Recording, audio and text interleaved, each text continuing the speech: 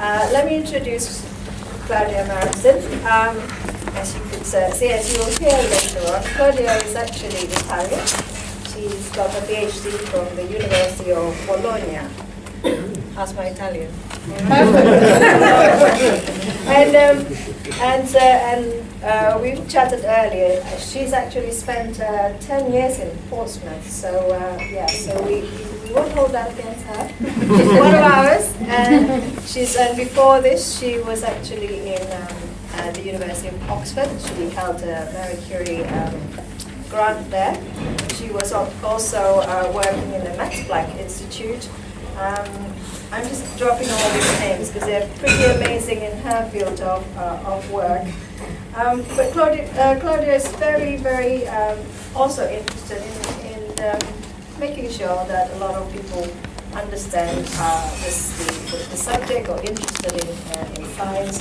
So she does a lot of outreach work with children in school as well. So I think we find important to inspire the younger generations, and they don't all become scientists. We want them to be scientists. Hopefully, we want them to be astronauts and do a bit more exploration into the galaxies. But tonight we'll understand a little bit about what galaxy is all about. And let me invite Claudia to give us a starter.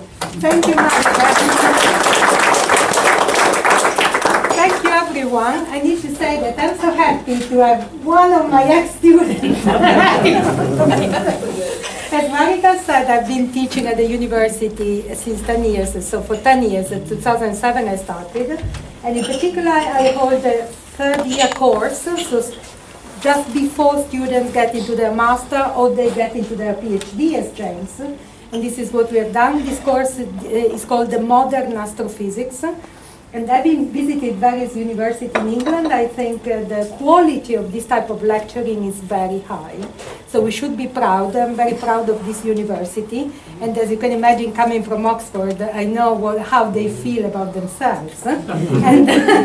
But we have been doing extremely well at the ranking, at the national ranking a couple of years ago, in which we were actually pretty much close to the top.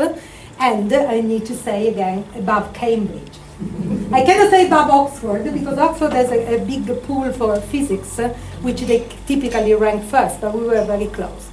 So, as Marika said, my interest is in galaxies, and I want to stress people, the public is very attracted by dark things. Typically, when I give this public lecture, people end up asking about black holes, or about dark energy, or about the dark sector.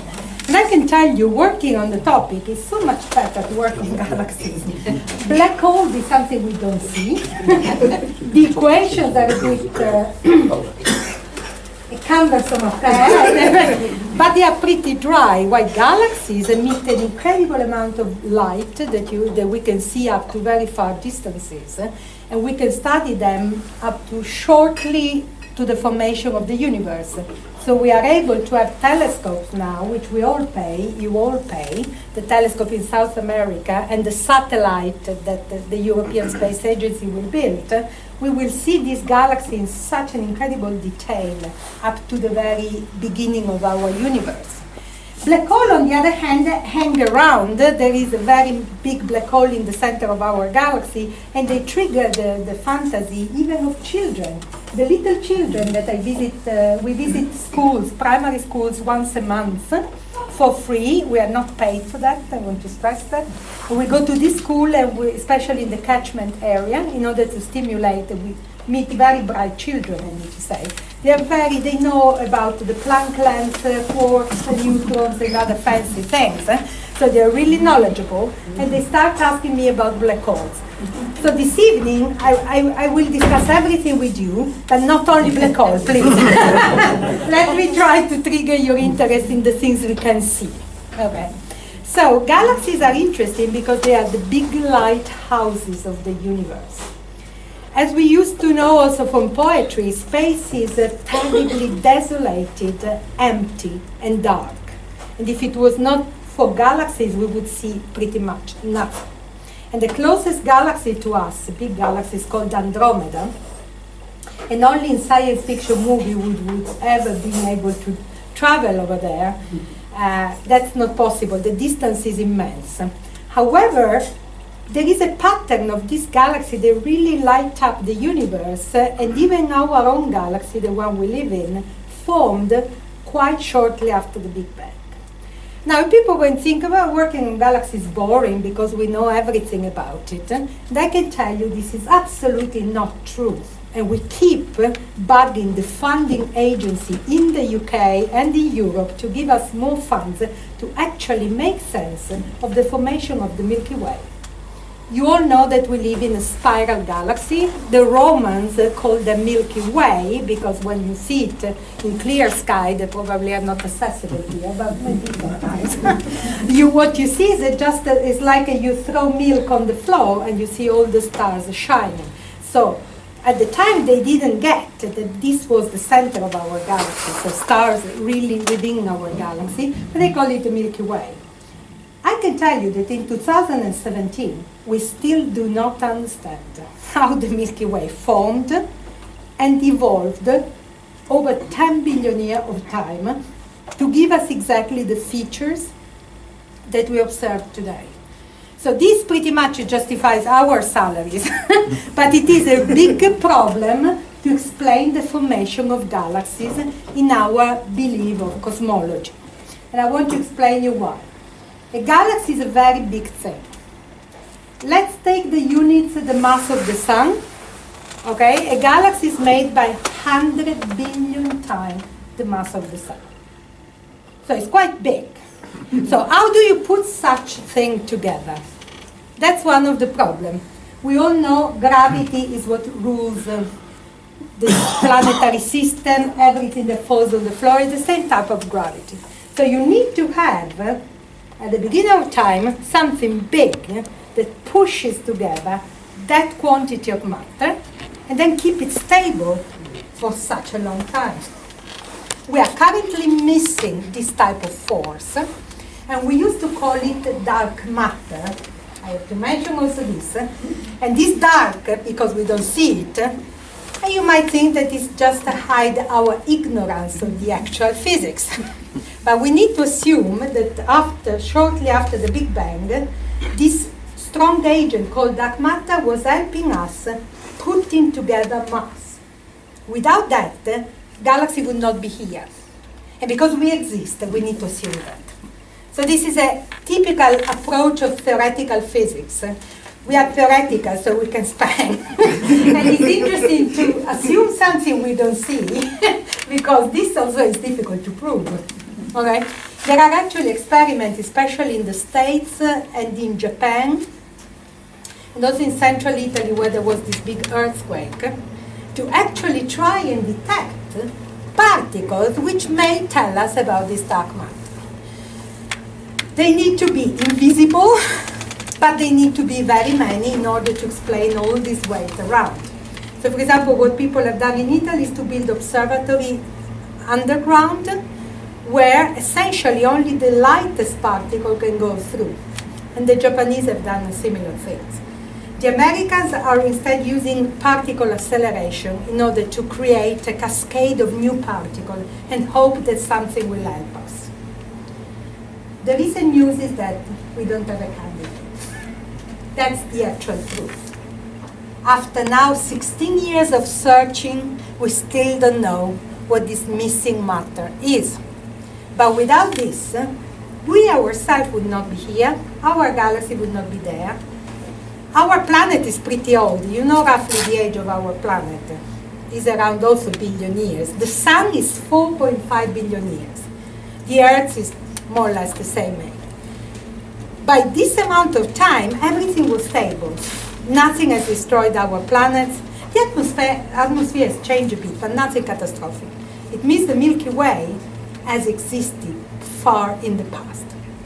So we needed to give a sense of this formation of galaxies. The Milky Way is just one over the many galaxies in the universe. We tell the school children how many galaxies roughly we can say. I told you this 2 years ago. Now I can interrogate you to see if you can. In a galaxy there are roughly 100 billion stars. And in the observable universe, there are roughly 100 billion galaxies. Look at the number. I mean, this is typical headache thing. When I was studying physics in Italy at the time, at some point you get a bit frustrated by this big number. There is no biggest number than in astronomy, and at some point you treat it like they were obvious. But if you think about a billion of grams, that's really hard to digest. Or the age of the universe. We have pretty good estimates. We are nothing. We are like particles that live. The universe is 13.67, I want to give you a precise number, billion of years. And again, we go with this billion things. For us, astrophysicists, it's the normal scale of units, and we talk about this. But if you stop and think about a little bit about this, it's kind of a big mystery. So let me tell you generically what a galaxy is. It's big, we have seen, it's massive. It contains stars all over, such that we can see. There are two main types of galaxies. Spiral galaxies have this structure of spiral arm where actually our sun sits and we with it, which is actually laid out on a disk. Elliptical galaxies, on the other hand, are round balls of stars. They are actually the oldest in the universe. We also don't understand why certain galaxies evolve into spiral with a disk and other galaxies remain rounded. However, we know that the composition of the stars is different in the two. And because we are in a restaurant, let me borrow an example using food to explain you how, but this is real, galaxies make a disk at some point. Imagine you're doing a pizza, which, because I'm Italian, it's the easiest thing to say. But this is an example that people have used in Boston at the MIT, so I noticed by chance. You take a ball of dough and you start pressing it. But then you want to get a flat thing, so you start spinning it. I never did a pizza myself of this kind, but if you go to Italy, if you go to Naples especially, you will see this professional rounding up, and the more you round, the more it gets flatter. Yeah, but this is exactly how we think galaxies form their disks. So, shortly after the Big Bang, everything was chaotic, the universe was very small and very hot, and particles were had a lot of velocity, simply because in a hot medium, particles move very fast. So they may be spinning. In the meantime, the universe becomes larger, so it slowed them down a little bit, but some may be spinning faster. In this way, you can create a disk galaxies. If you don't have the disk, you make still a ball, which would be the pre-pizza part. And this is how we think. And this is the interaction between velocity and the gravity of the whole universe, which pull things together. But for example, our theory would say such a disk is very fragile, and in less than a billion years should actually break. However, our sun, which is in the disk, is there since 5 billion years. So the reason why we are buried in the Danish summer building and study the whole day with pen and paper, with supercomputer, is because there are so many things we do not understand. It's easy to go to a telescope and look at the galaxy, but to explain how it formed is a completely different thing. So the stability of the disk, the age of the star, and the invisible matter are the three main problems that we are having nowadays.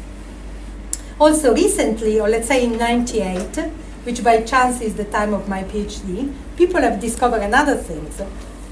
And now I'm coming to the black holes, so I will give you something on this. Every big galaxy turned out to contain, right in the center, a huge black hole. This has triggered the fantasy of press people, oh, we will all fall in the black hole. All wrong, don't worry about it, we are completely far away. However, this black hole exists. You know how we see them? Because we see jets coming out of nothing, essentially. And we know how this happens, is the black hole eating.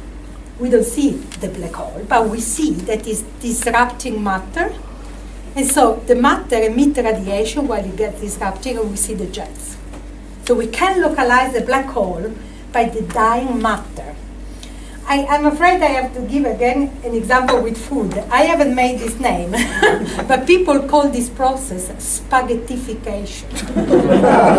And I can tell you, it was an American gave it that name and not an Italian. But spaghetti are known everywhere because essentially, if we would get closer to a black hole, the stronger gravity which make us longer, because the feet would be subjected to stronger gravity than our head. So we will end up in long, thin spaghetti until we get dissolved. And this is what we see in space. So, again, we have no idea how these black holes that are of the order of billions of solar masses could form right in the middle of galaxies. And every big galaxy has a black hole. This is called the black hole galaxy relation, and is one of the major results of the past 20 years in astrophysics. So most of our studies there to explain why it came about. But obviously, because it's so common, it has to do something with the mechanism of formation of galaxies. So the dark matter, the existence of black hole, the existence of regular disk, and the morphology of galaxies are four big mysteries that could keep us here for hours. Possibly you may also have other curiosity. How am I going with time? Because I don't want to because I tend to talk. She does. Yes, I don't want to, yes. 3 minutes. Yes, so there are also a class of galaxies that are, just to conclude, these are very big things that I'm talking about. But probably you heard about the Magellanic Clouds. They are called like this because Magellan, who was traveling towards China, was looking at these little soft pieces of whatever. They turn out to be dwarf galaxies. Irregular, we call them, because they don't have a shape, actually, that we can really classify as big ellipticals or others. In most cases, these galaxies have a few stars, where few is obviously in an astronomical sense, but they are dominated by dark matter. Again, here, the universe is full of these dwarfs, but we have understood in the meantime, and this is really research that has been output from Portsmouth, that the big galaxies are not made by putting together dwarf galaxies. So they come out from completely different channels because their structure is just completely different. And here we are in England, and actually I will conclude with this. You certainly heard about Sir Martin Rees, who is the Royal Astronomer. So Sir Martin Rees in 1978 proposed a model for the universe, which is called the hierarchical universe, which is very anti-democratic, right? Do you remember? The hierarchical universe works like that. Shortly after the Big Bang, the universe made a small structure, and then during the evolution, the small structure get together to make the bigger structure.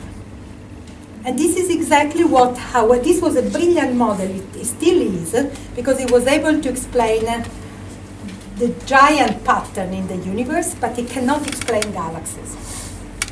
And so most of us are actually working to find an alternative model. In science is always like this. Well done to Martin, who proposed that. At least he proposed something. Then scientists study and think whether it's plausible. In this case, it took us roughly 15 years to understand it doesn't work. And now we are actually trying to make a new model, which would be probably anti-hierarchical for explaining galaxies. But this was a major publication that was made in England, the monthly notices of the Royal Society, 1978. Which still remains a seminal paper. Now we would like to do another paper to demonstrate why it's incorrect and why it was about Thank Did I give you enough input? Yes.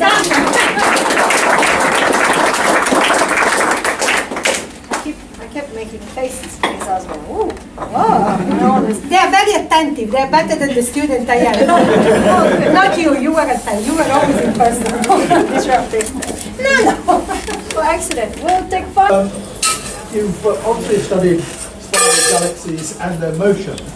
And it all seems to me that if you knew how fast they were rotating, they all look a bit like a Swiss roll or a clock spring, double-ended, wound up. And if you were to turn them backwards, they would eventually unroll and turn into a sausage. Well, no. Okay, never mind how they got to be a sausage in Yes. the first place, but the sense of going round faster than the rest. The question is, how long would it take to unwind a spiral galaxy at the typical way in which they're rotating at the moment? So, this, like the Milky Way, for example, which is a medium size, is not even the biggest. Andromeda is bigger than the Milky Way, so of another magnitude more. These disks are completely stable. They have been stable at roughly the same velocity, okay, for the past 5 billion years. Yes. And this goes back to roughly a redshift after 1, something like that. There is nothing to perturb them into the future. In fact, there is, so I would give you the same time scale also forward, so another 5 billion years. You think the spirals will remain more or less? They will the same? remain more or less, yes. What they will stop doing is to form new stars, because the amount of gas that is being dragged around by the spiral wave is decreasing secularly with time in a way that is exponentially decreasing. This is what we say. And so at some point there will be no new star formed, but a symmetry of white dwarfs and black holes for the stars that leave us there. What, however, it should happen in roughly 4.5 billion years, 5 billion years, is the collision with Andromeda, which is something that people speculate, calculating simple motion, simply because Andromeda is coming towards us and we are going towards Andromeda, okay? At a very high speed of the order of 300 kilometers per second. That's another figure that when I read it gives me headache. Is what I tell the students. Think about how fast you drive your car. And then think about, and it's only thanks to Einstein that Why is she saying how fast I drive my car? I don't know, you do you have a car? Okay, I drive my car, sorry. My car, okay? Only a little bit above the speed limit. That's right. But you will still be completely slow, and instead we are participating to this large motion, and we are extremely fast, we even don't realize that, right? When this will happen, the two spirals will get together, and the disks will be modified. In principle, simulation would tell you that you form a big ball out of the two spiral galaxies. This computer simulation tells you that. On a time scale that is less than 1 billion years. So it's roughly 500 to 600 million years. And then you get a huge elliptical galaxy out of the Milky Way plus Andromeda. So there the disk will actually be disrupted. But it's not because of their velocity, they just get collide. So, yeah.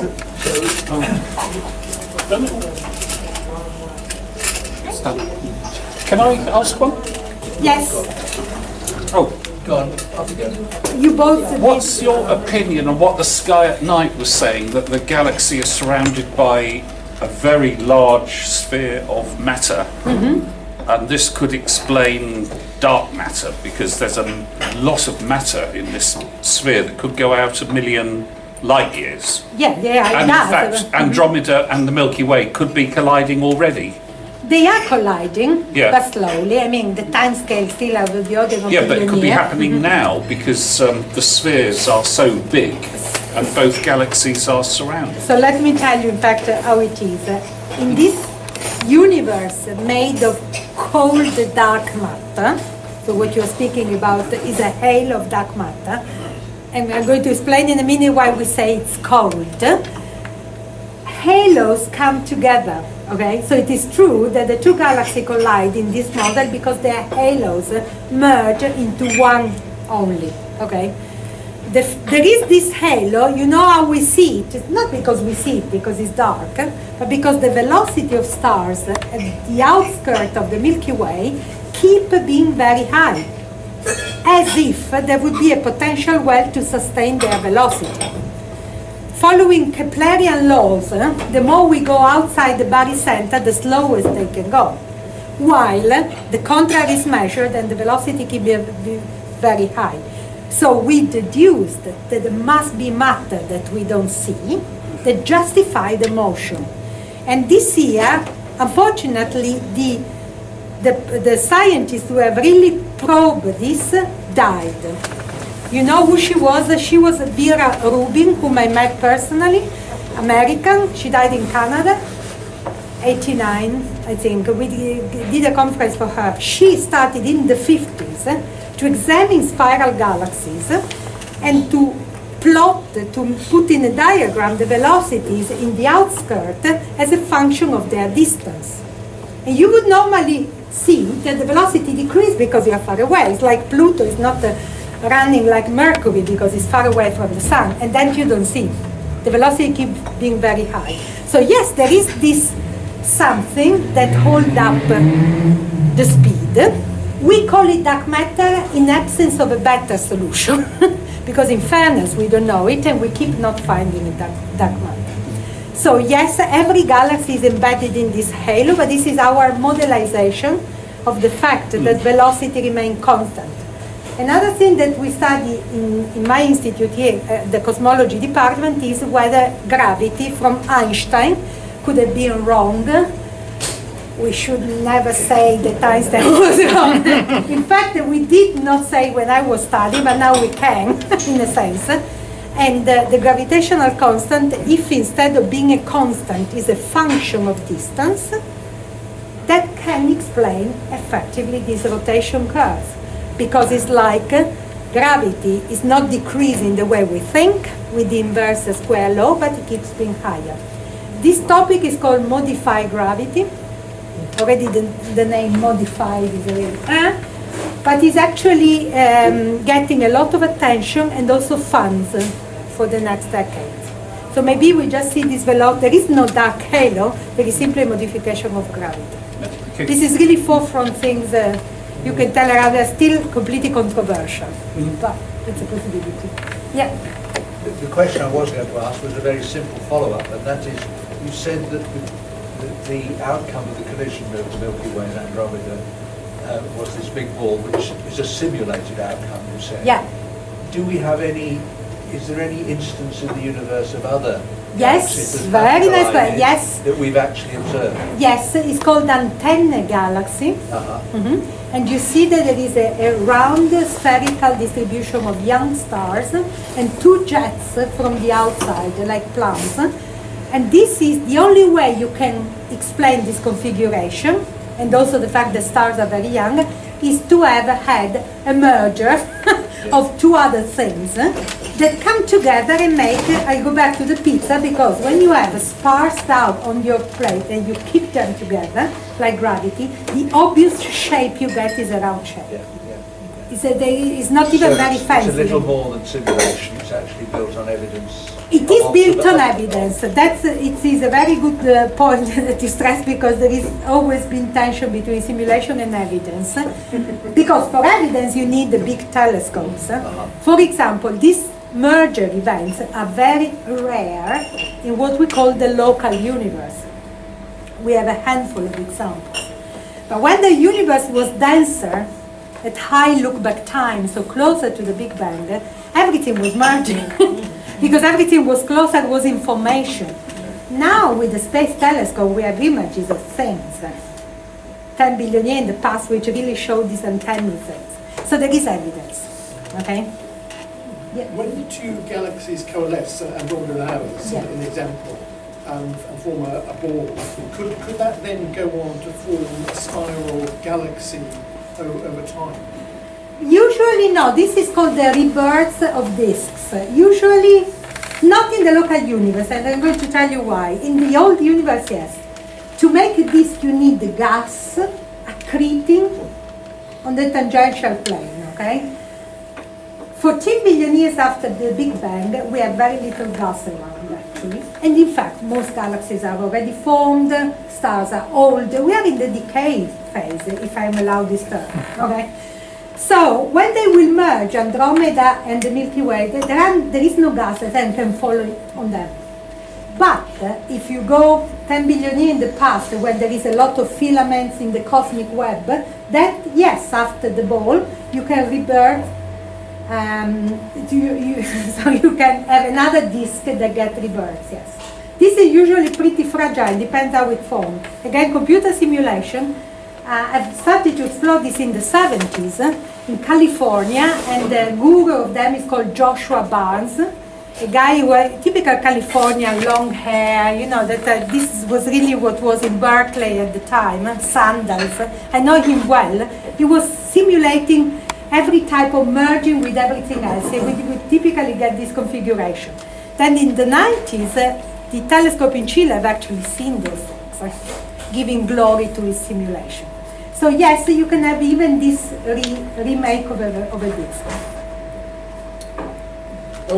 Is all the matter in the universe contained within galaxies, or are there some discrete occurrences of matter outside of galaxies? This, I want to say, what is Marita? This is a very fantastic question. I should thank you for that. This is very nice question. It's really the question we ask ourselves. No, there is also matter outside. It is gas, indeed. Okay, which, as it does not emit light as a normal galaxy, it's hard to detect. When it's heated, you can see in the X-rays. We actually have a satellite, I mean we have in the sense the community, it's called Chandra, and is an X-ray satellite who has discovered most of the unseen X-ray emission in the universe. So around the Milky Way, besides the dark matter halo, there is also a corona of hot gas, okay, which is heated possibly by scattering of high energy particles or things like that. It's not very clear, but it's quite hot. So this gas counts as matter. And in fact, if I can extrapolate from your question, we count all the matter in the universe. And we get a miserable number, 4.6%. You remember this figure, 4.6% is the baryonic matter. So baryon is electron, protons, and neutrons, everything we can, our stuff, okay? 30% is dark matter, which we don't know what it is, and 65% is dark energy.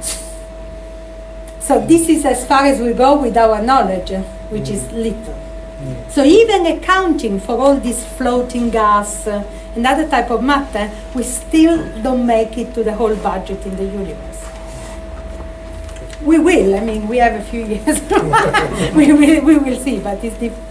Okay, I see a question over there.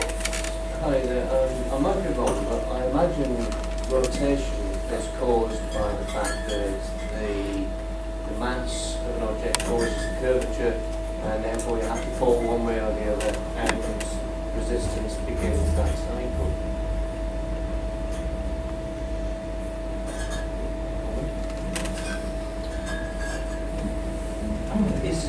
And as something's rotating, you might find that coalescence causes areas where there is no resistance. So therefore, objects in that area move away from that to an area of resistance, explaining spiral arms. Whereas another scenario from the elliptical galaxy, the trigger just hasn't been met. So, the simplest way of explaining an elliptical. Does the rotation cause a pattern?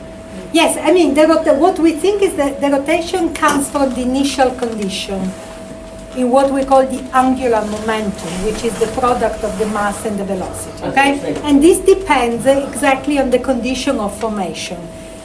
The elliptical is the extreme case in which the big ball was formed through an homogeneous collapsed monodirectional, if you want, such that you don't have warps or other structure, and it gets everything homogenized, okay?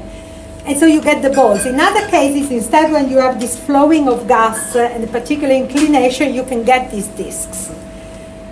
Why cosmically we have this division is not clear at all, because the universe was quite homogeneous close to the Big Bang. And so you would imagine that, for example, you would have the same fraction of spiral galaxy and elliptical galaxy, and this is not the case. In particular, the biggest are the elliptical, always, the very big, And then in intermediate, you find the spirals, and then there is the low side that is the dwarf galaxy. A life side. Low mass side where you have irregular and dwarf galaxies. But at the highest mass, you always find elliptical galaxies. This is an open question. So I agree with you, the local condition will, of course, affect the rotation even externally, can slow disks down, can create bars and other structure. But the condition in the early universe is what we call fluctuations. Because we don't know what it is a perturbation. It's like when you go to the sea and you throw a stone in the water. Well, that's pretty regular, but imagine you do it chaotically. There will be a perturbation in the water surface in a way that it's not easy to predict. It's like you trigger the start. And we do the same to start making galaxies in the universe. We have an homogeneous fluid and we perturb it. I say we because it's not that we have a physics law that tells you now go with the perturbation. We don't have that. We are missing matter and we are missing the trigger. I'm scared. I'm joking. James, go ahead. Basically, building on what he said, are there as many spiral galaxies that go this way as there are that go that way? And is the universe therefore symmetric? Is it basically obeying conservation of angular momentum? Overall, but that's, yeah, wait, but for the conservation of the whole angular momentum, you should think that the universe is an entity on a frame, and this you cannot do because the universe is everything. So there is no such a law, okay? This is you can't write that equation. But what the James is saying, yes, this was the matter of studies, very interesting, of a student in Oxford when I was there. She was very bright, decided to go to finance after she found the result. And no, seriously, she was a big manager in the city now. Her question was exactly yours. Because some spirals go around this way, left turning, right turning. Is there any law in the universe? So they've collected with the Galaxy Zoo the largest possible sample of rotation, and they have concluded that it's random. But then, so that there is no preferential sense, okay, at least in the sample they have seen. It is randomized, so you can find both with equal proportion. Then there's a rotational energy in the universe. Now this is the body rotating because it was made by rapidly rotating particle at the beginning. But then there's a rotational energy within the universe. Yes, of the body themselves, so we didn't know. But that doesn't matter. Yes, there was, of course. You start from a point, the singularity, over energetic, and you expand to. But overall, there is an overall rotational energy in the universe. No, you can't say that. Because you should stay outside the universe and measure the rotation of the universe. We are inside and we have no idea what it is outside. We cannot define that pressure. We cannot. We can in our dream. That's a cop-out. They're separate islands, aren't they? Just doing multiverse. These are called multiverse. They're not separate islands. They're not, because they interact with each other via gravitational. Yeah, but no, they're separate not islands. Universes. Still. Yeah. No. This makes me angry. No, okay, relax. Talking about spiral galaxies, we assume that they are all in rotation. Do elliptical galaxies in general rotate? Fantastic question. No, actually, the biggest, the most massive, they don't rotate. They are called slow rotators, in fact. I don't know. Well, one thing we should distinguish is the rotation of the whole galaxy as a whole and the motion of the particle inside the galaxy. For example, a big elliptical has a random motion inside because it's a sphere. Okay? So there is no ordered motion as in a spiral. Why elliptical do not rotate means that they have lost rapidly their angular momentum, and we attribute this to the initial condition of the collapse that in case of the elliptical was very fast. So essentially you turn all the matter in, make the galaxy, and then stop. roughly speaking. But essentially they don't rotate, no. Yeah. There are two synchronized hands. May I ask you about the properties of dark matter, the physical properties? We'll grant you that Well, I can dark say matter no. is transparent both to light and to ordinary matter.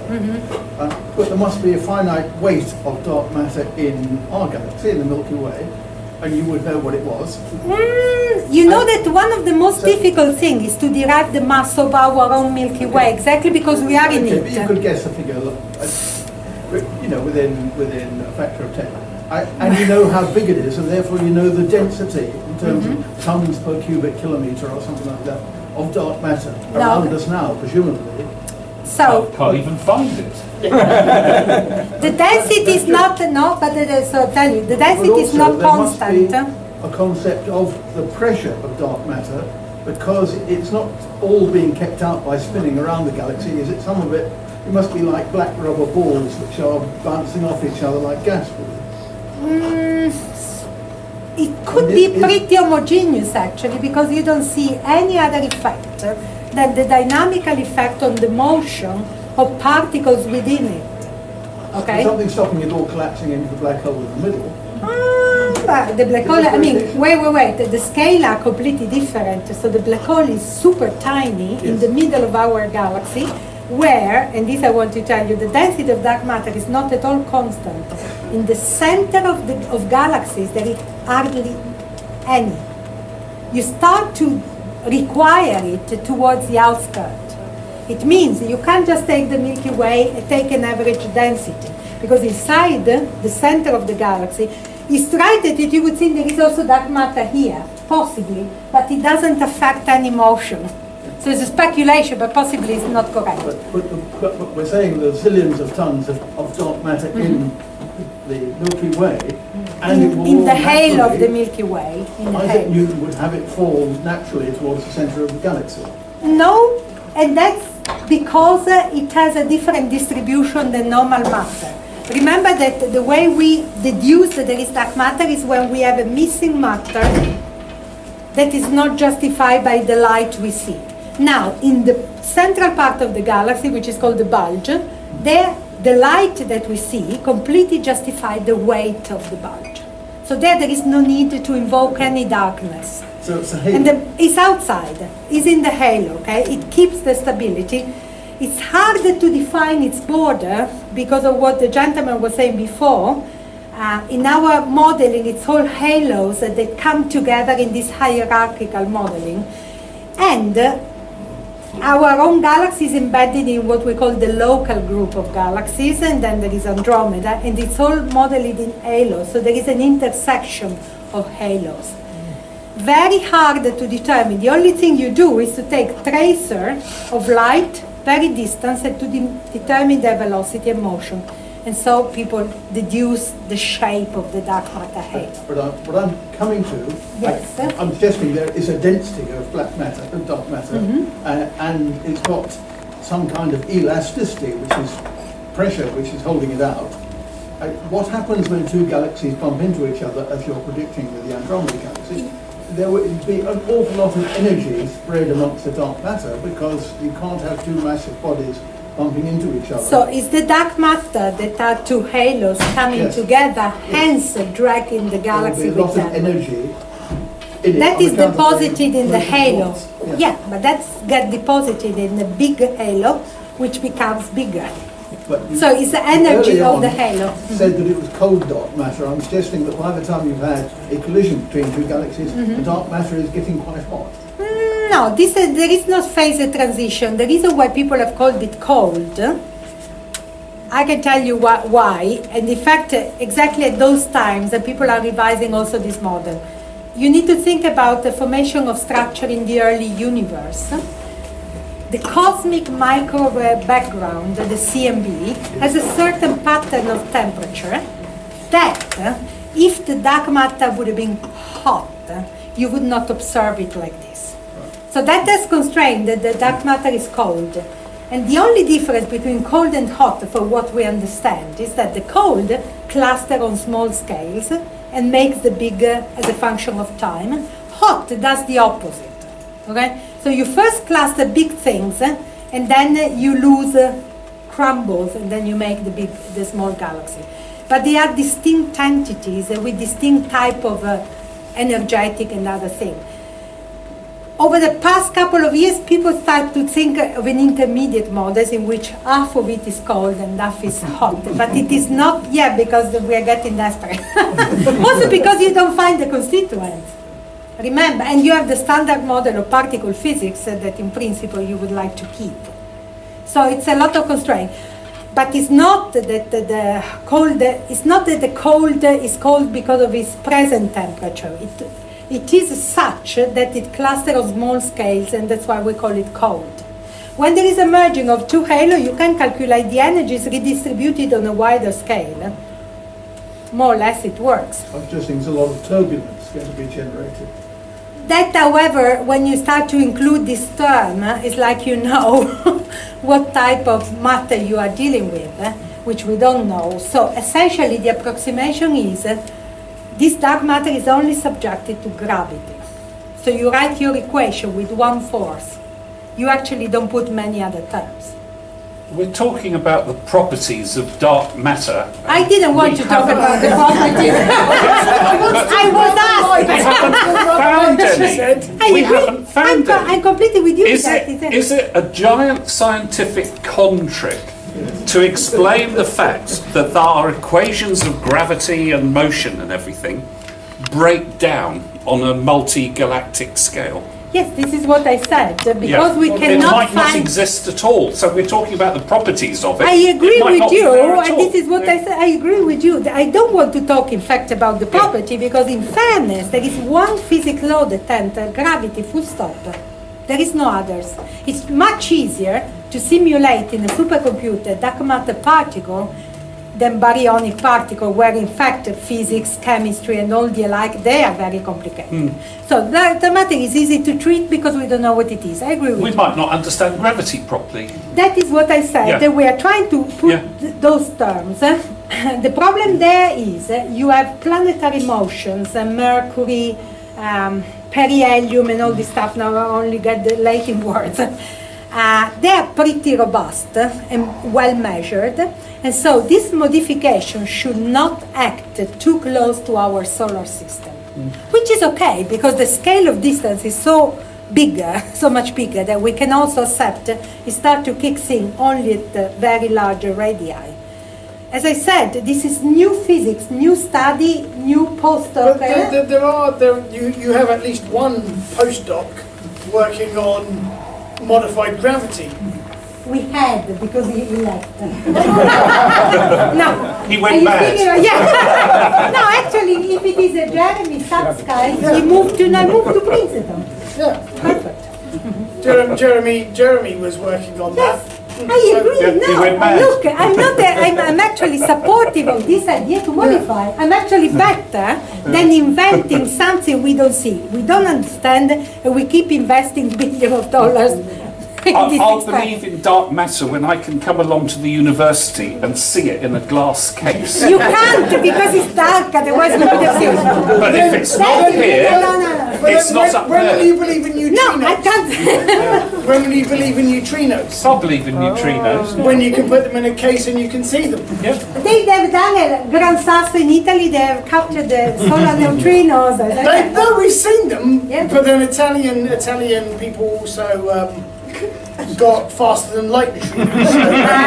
No, that was in Geneva. Geneva is not in Italy. They would love, but they're not there.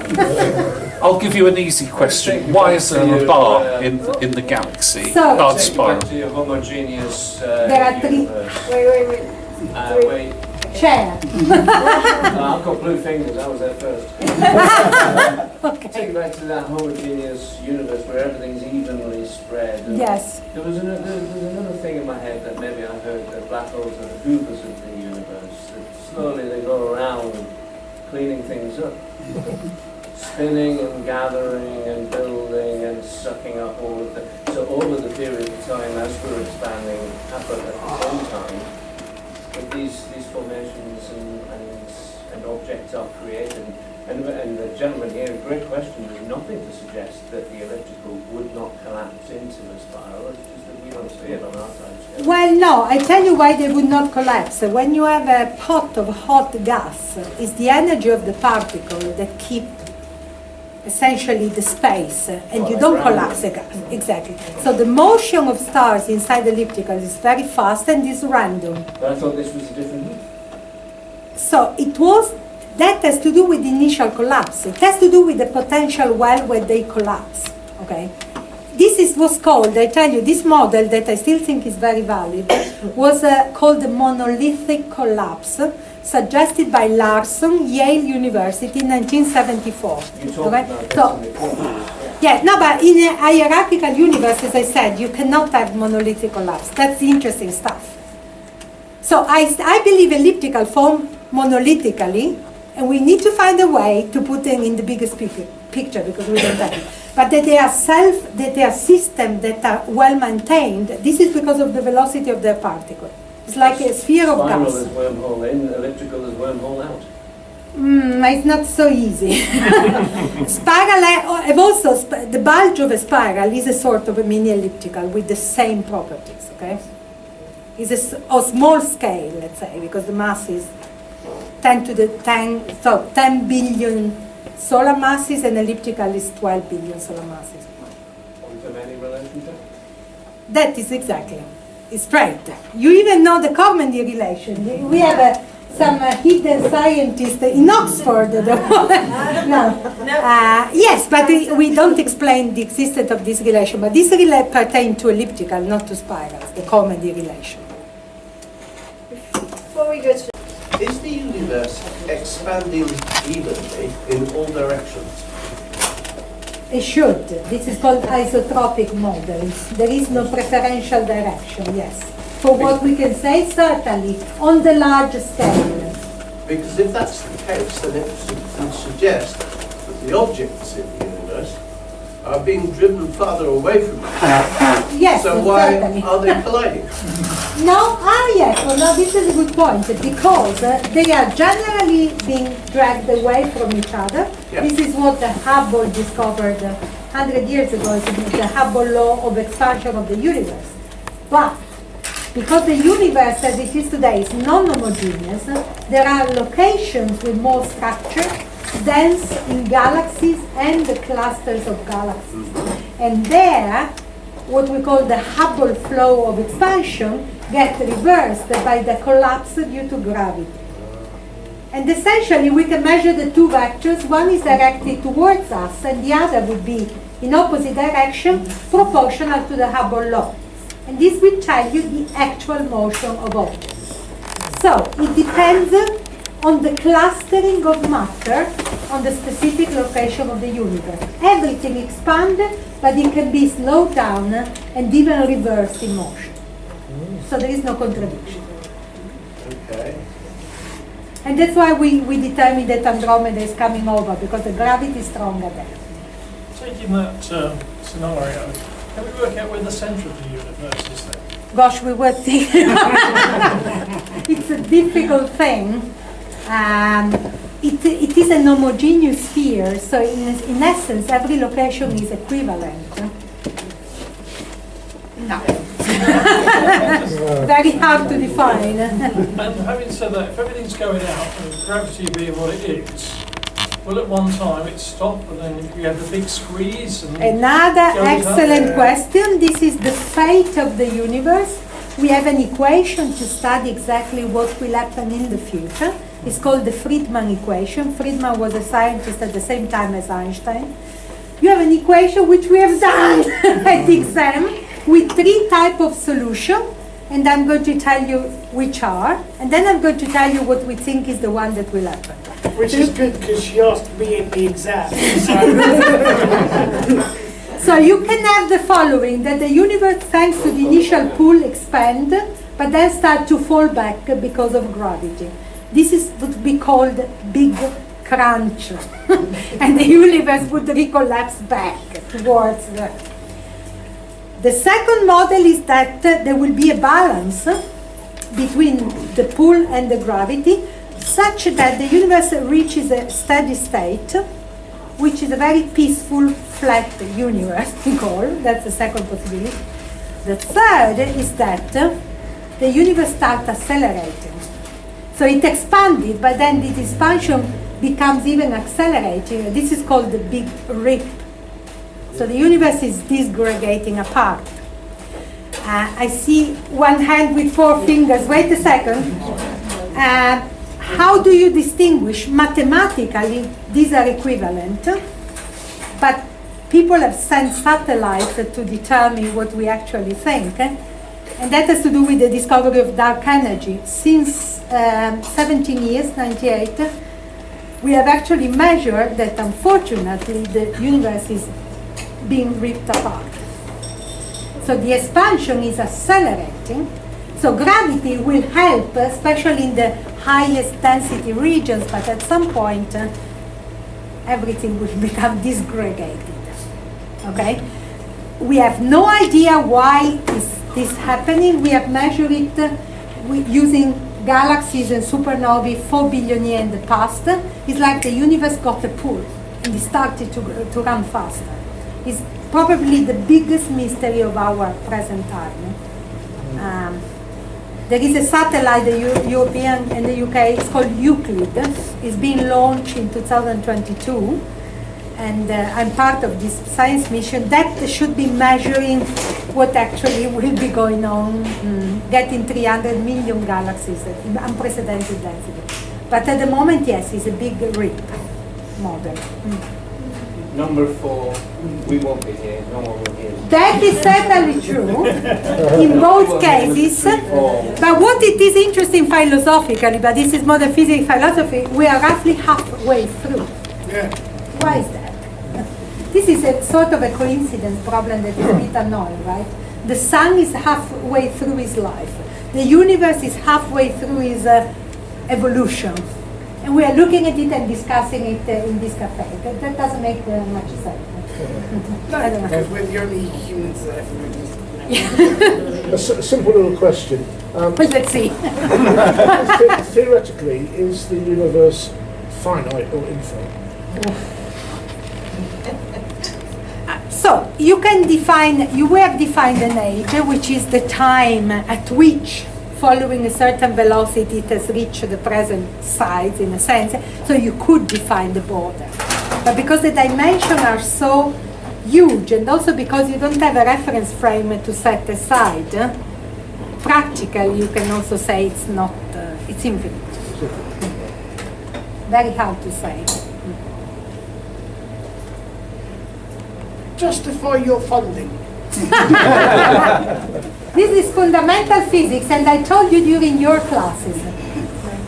People who unfortunately had to go through endoscopy, okay, use fiber optics.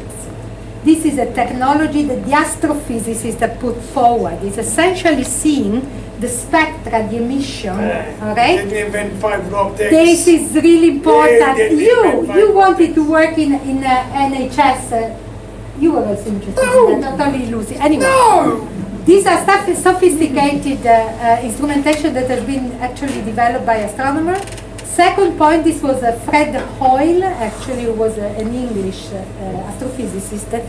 He just derived on pen and paper the cross-section of the beryllium atoms produced by helium-4, which was wrong for the particle physicists. This is our victory. He got it right just looking at the distribution of metals in stars in the Milky Way. I found this fantastic. And in fact, he should have got more recognition for that. There are many practical applications of fundamental physics as we do, including your GPS. And now your phone. What is my phone? Oh my God, the things you can do with this thing. This is all astrophysics. I don't want to answer. He kept bugging me since at the time.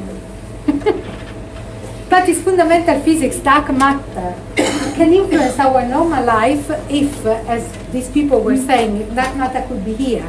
What is it? We need to understand it at some point. 96%, 94% of the universe is unknown to us. Are you satisfied with that? I'm not. It's a Yeah. bit, it's Yeah, a bit then a defeat of it's our. fine. Yeah. Well, at least, yes. Thank you, yes. On spiral galaxies, they've not been brought up tonight. I wonder, does a spiral galaxy tend to evolve into a bar spiral galaxy, or is it the other way around? Yes, the bar, that was also the question here. So bars are sort of temporary events in the life of a spiral. They can be caused by perturbation in the center, in which there is a thickening of matter that then start to clean up. However, I have to tell you, they are not widespread for all galaxies. There is a little bit of spiral in our own Milky Way. In Andromeda, there is essentially nothing. People have failed, I don't study them in particular, to correlate them with the peculiarity of the galaxies. So we call them transient phenomena, which are nice to see because the images of the bar, the spirals are very nice, but they probably don't tell us much about the actual formation. I used to work with Galaxy Zoo. Yes. Yeah, and I found quite a number of them.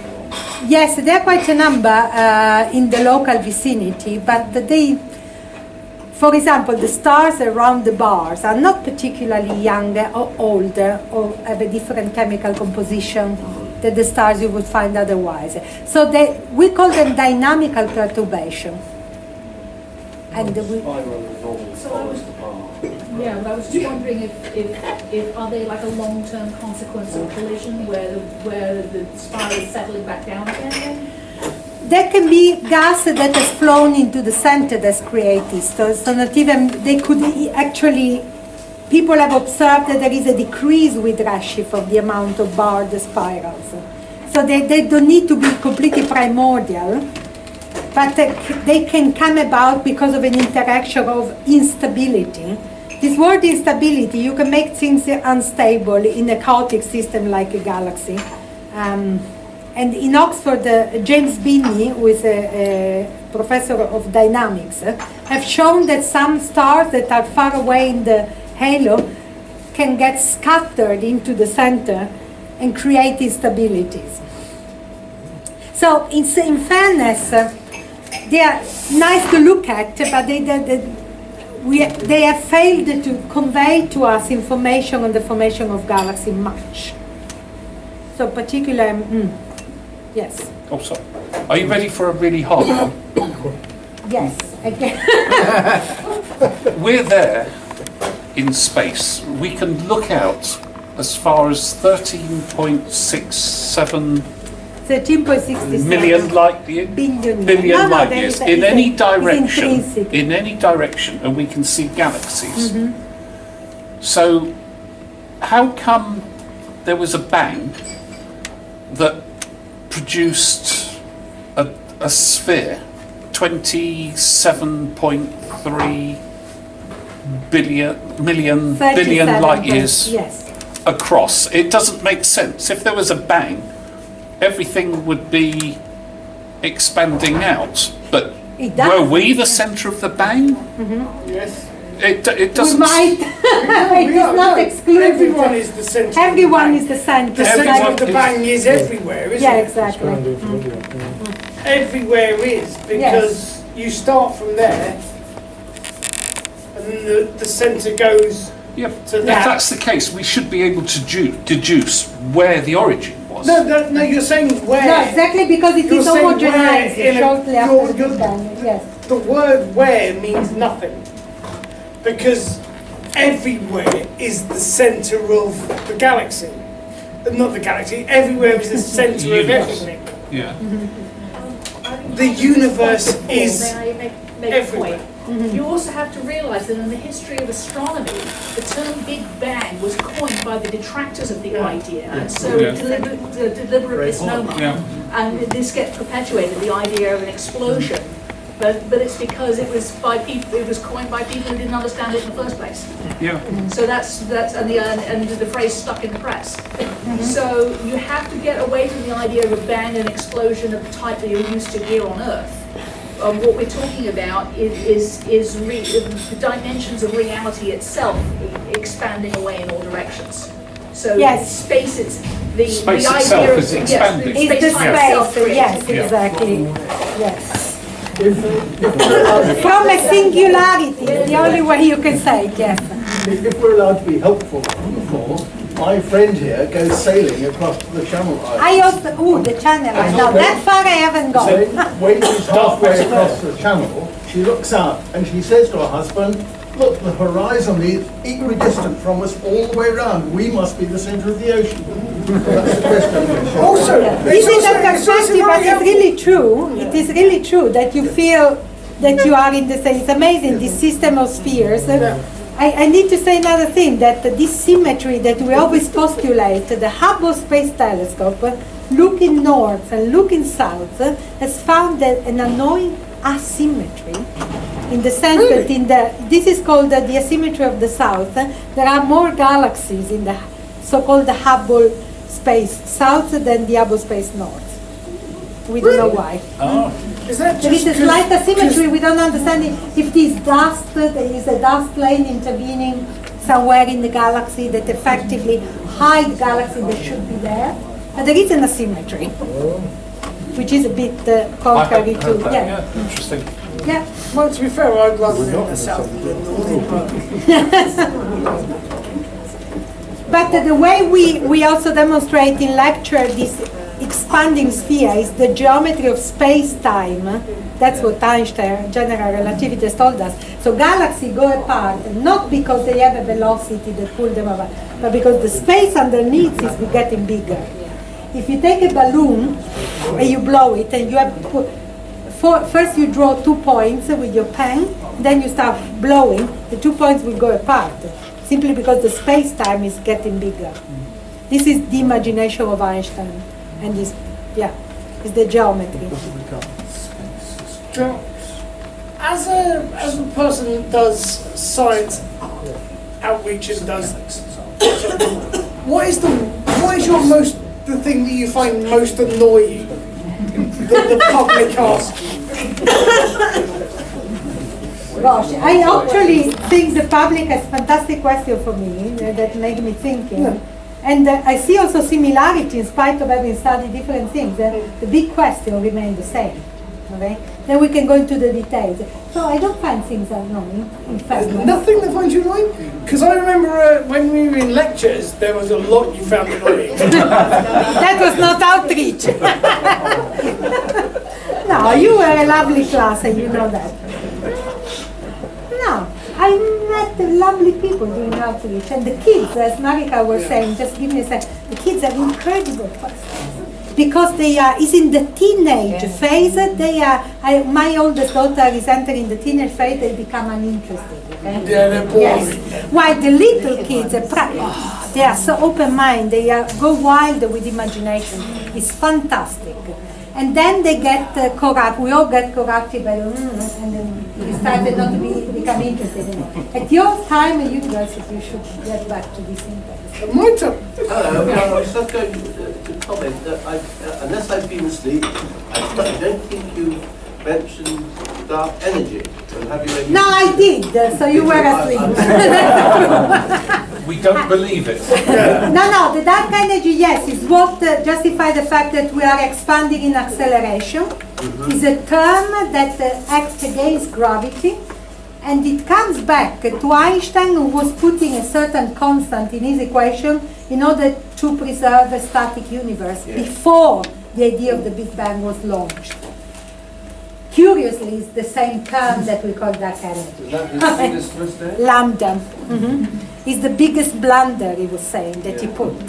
After Hubble discovered, the universe is not static, it's expanding, so he threw away the term, and we re-put it in 1998, because the universe is expanding in acceleration. The force that allows us to have this energy, and so this is called dark energy. It's called dark energy because, again, we cannot associate it to a certain luminous source, it's not baryonic. What it is exactly, we don't know. Astronomers don't know what they're doing. It's difficult. Dark This is energy, dark matter. Yes, Dark matter. yeah, that's the universe. It's a bit ambitious to explain the universe, James. That's the problem. People think that can be due to quantum fluctuations, so it's quantum physics as well. Astronomy is not isolated. But yeah, proper, but it still doesn't give us an answer. So we don't know what it is. You can think. Undefined. You said that the Earth. You can You associate said that the. No, the velocity of the supernovae. You can define it, yeah. You said that the universe is constantly expanding and will continue to do so. It's accelerating in Accelerating. expansion now. You can think of, let's think of the Earth as a planet, the Earth. Yes. Think of it actually inhabiting a space in space. So that space which the Earth inhabits, because it's part of space, must be getting bigger. So does that mean that the Earth is getting bigger? No, not at all, because what I'm describing occurs on very large scales. Our scale, wait a second, on small scale, gravity still keep us tied to the sun, and this will always be, okay? Even when Andromeda will collide with the Milky Way, space, imagine, is empty, so they will do like this. The planetary system around the sun, nothing will happen to it. Nothing like. Nothing at all. And this has been Well, I calculated don't because the understand. distances are Because too large. the rule that you say you blew up a balloon and you're saying that space is expanding. Yeah, geometry of space time. You can think of the You're Earth. perfectly right. You're right. This is okay on very large scales. On smaller scale, gravity wins locally and would keep those 2 points tight. Oh. Okay, while the geometry is expanding. I understand. It's perfectly logic what you are thinking, but it's a matter of scales on which the two things act. But in a gajillion years' time, in a gajillion years' time, Yes. will those 2 points get spread out? Have you ever seen, I think I showed it to your class, the movie of the Sloan Digital Sky Survey, which is a real 3D maps of our universe. The sun and the earth has like 1 point. So we keep them together, you drag them together, there is no distance. But It's ridiculous. If we're going to be strict about it, in theory, will the atoms of my body get split apart? No. No, yeah, but they okay, so there are if we take a bajillion years time. No, it's not a matter of time, it's a matter of forces and the scale at which they act. So gravity beats. So you're saying that gravity beats the expansion of the universe At that scale. At those scales. at any scale? No. That's an assumption. No. Well, we see that it works on our The whole argument by your one example. No, I'm not. It's not about any example, but my body will not get pulled apart. No, because you have this very tiny radius in which you have a strong force keeping you together. Okay. Yes. If you keep eating like you're going to get I'm gonna call it a night. Oh yeah, not popular. Otherwise, it sounds like there's going to be a whole lot more to so we probably what we want to do is invite you back at another Cafe Scientifique. Round 2. Discuss, it's too much to discuss in just a couple of hours. But thank you ever so much. No, thank you very much. It was very interesting to meet you all.